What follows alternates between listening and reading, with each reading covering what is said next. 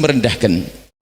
Nah, merendahkan ini macam-macam, merendahkan manusia karena merasa dia punya kelebihan, sementara kelebihannya adalah bukan dia sendiri yang buat, akan tapi semua dari Allah, pemberian dari Allah, karunia dari Allah. Kemudian setelah itu digunakan untuk merendahkan hamba Allah. Ghamtun nas, merendahkan manusia. Nah, malam singkat ini agar kita sadar betul bahasanya, ternyata kalau disebut orang sombong ternyata kita itu orangnya. Agar setelah itu sadar, agar lalu kita merubah sifat sombong kita menjadi sifat tawadhu.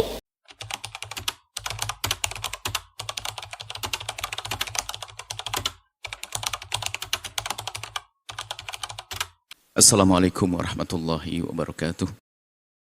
Satu penyakit hati yang dengan inilah kadang dengan penyakit ini menjadikan rusak semuanya tadi yang kita bahas.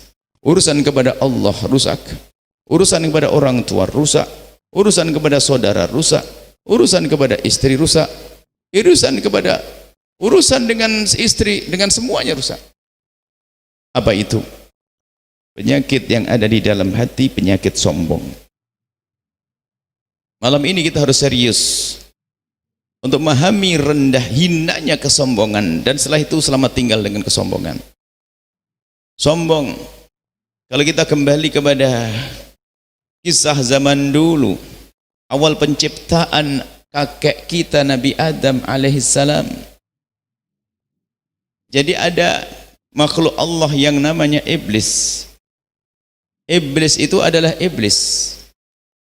Iblis adalah iblis. Cuman iblis itu punya amalan yang sangat banyak. Dia beribadah dan beribadah.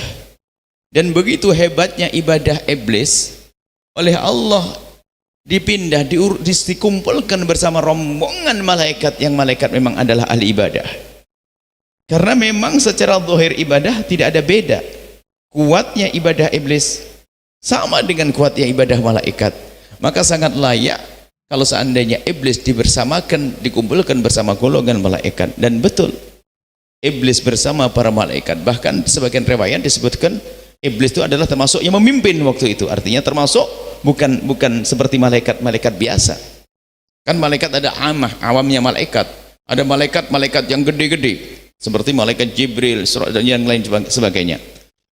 Iblis ini digolongkan bersama para malaikat. Kemudian hingga suatu ketika setelah Allah menciptakan kakek kita Nabi Adam alaihissalam, lalu Allah memerintahkan kepada malaikat dan memerintahkan semua yang ada di situ, wa idz qulna lil malaikati isjudu li adama, diperintahkan para malaikat itu untuk sujud kepada Adam, yang arti sujudnya adalah sujud penghormatan. Sujud penghormatan, bukan sujud ibadah, sebab ibadah hanya ada untuk Allah Jalla Jalaluh. Sujud penghormatan. Fasajadu, dan semua malaikat melakukan sujud kecuali iblis, illa iblisa aba wastakbara. Kecuali iblis enggak mau dia menolak disuruh sujud kepada Nabi Adam karena ada istakbar, ada kesombongan di dalam hatinya. Iblis itu adalah tertipu. Coba ini, iblis ini kalau merasa dia ini adalah sudah punya banyak amal baik. Iblis punya banyak amal baik. Sudah ribuan tahun dia beribadah. Ribuan tahun beribadah, prestasinya banyak. Disuruh sujud kepada makhluk yang belum terkenal, tidak pernah viral, ibaratnya belum punya prestasi, baru diciptakan ini, sujud pun belum punya, Nabi Adam alaihissalam. Iblis mikir, ini gimana rumusnya? Orang seperti saya kok suruh sujud sama manusia, sama orang ini, apa rumusnya ini? Aba wastakbar, enggak mau sujud itu iblis. Malaikat enggak usah mikir panjang, diperintahkan oleh Allah langsung fasajadu, pada sujud para malaikat ila iblis. Dan betul di saat ditanya oleh Allah, kenapa kau tidak sujud? Mana apa yang menjadikan kau tidak mau sujud, hai iblis? Rupanya tak betul terbukti sebabnya adalah ada di dalam hatinya. Ia merasa ana khairun minhu, aku lebih bagus dari dia. Gimana rumusnya? Nah inilah ternyata sebab sesuatu atau makhluk itu menjadi sombong adalah merasa dia lebih bagus, merendahkan orang lain. Nah, ini akan iblis di saat ditegur bukan dia insyaf, malah mengatakan ana khairun minhu, aku lebih bagus, lebih bagus daripada Adam. Maka menjadilah iblis yang terkutuk, dikeluarkan dari surga, terhinakan dia karena punya sifat sombong. Padahal semula adalah ahli ibadah, ibadahnya Masya Allah sampai dikatakan kalau disebut bumi maka tidak ada sejengkal bumi kecuali dia pernah sujud. Ribuan tahun sebelum Nabi Adam diciptakan dia sudah beribadah, akan tapi menjadi makhluk terkutuk setelah itu karena ada kesombongan di dalam hatinya. Maka ciri orang sombong itu begitu tuh, kalau diingatkan berhujah. Berbeda dengan mbah kita Nabi Adam alaihissalam. Mbah kita di saat dikatakan wala taqrab hadhihi syajarata, jangan kau dekati pohon ini, jangan kau dekati pohon ini. Kemudian Nabi Adam alaihissalam mendekati pohon tersebut dan mengambil buahnya, karena di sorga itu kan sebenarnya bisikan daripada iblis yang hasut, iblis yang dengki. Cuma Nabi Adam kan berhusnudzon, di sorga kan tempatnya orang baik semuanya, makhluk yang baik, jadi omongan yang di sorga adalah juga baik-baik. Nabi Adam akhirnya mengambil itu semuanya. Ini dianggap sebuah pelanggaran, sebuah kesalahan, dianggap seperti itu. Di saat ditegur Nabi Adam, ternyata begitu mudahnya Nabi Adam. Apa yang dikatakan Nabi Adam? Rabbana dzalamna anfusana, ya Allah kami zalim terhadap diri kami sendiri, ya Allah. Ilam taghfir lana wa tarhamna, jika engkau tidak mengampuni dan memberi kasih sayang kepada kami, niscaya kami akan menjadi orang-orang yang jauh, yang berbuat zalim dalam ketidakbenaran. Enak mbah kita Nabi Adam kalau diingatkan langsung Rabbana dzalamna. Ini loh seharusnya sanad kita ini. Kita punya manhaj, punya madhab namanya madhab abawi, madhabnya mbah Nabi Adam, bahwa kalau kita salah diingatkan tinggal mengatakan Rabbana dzalamna.